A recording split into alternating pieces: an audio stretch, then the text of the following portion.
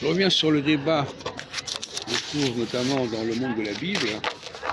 L'archéologie contredit-elle la Bible?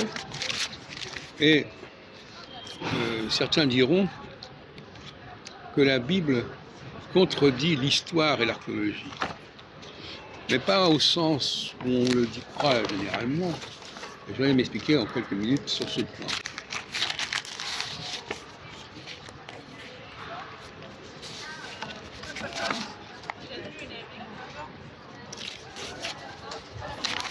La lecture de la Bible, bizarrement, fait en croire que tout est passé par les fils de Jacob et les fils d'Israël, à commencer par le livre de l'Exode.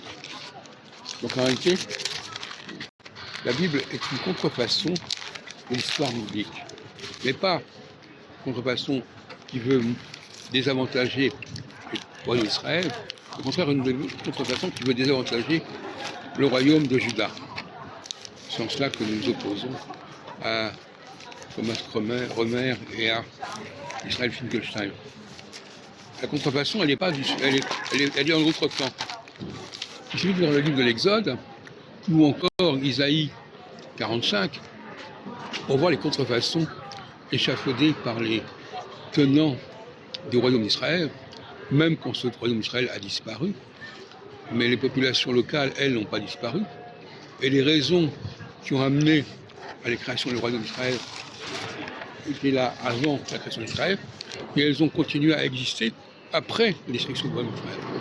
Donc finalement, les populations, elles, sont restées, et les rédacteurs se sont appropriés le terme de Israël, qui était initialement un terme générique, général, et qui est devenu, d'une certaine façon, un terme récupéré par les populations soumises. C'est comme si l'Algérie, conquise par la France, avait récupéré le mot France.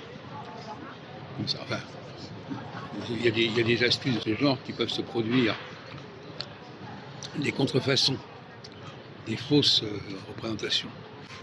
Donc, la Bible, effectivement, est une fausse représentation de la réalité historique, puisque elle tend à montrer que ce sont les Israélites, les fils d'Israël, qui ont reçu la loi de Moïse, par exemple, et c'est une contre-vérité. De la même façon que de dire que ces tribus d'Israël descendent de Jacob est une contre-vérité. C'est une fausse généalogie. Une façon de vouloir récupérer une ancestralité qui n'est pas la leur de la part des tenants israélites.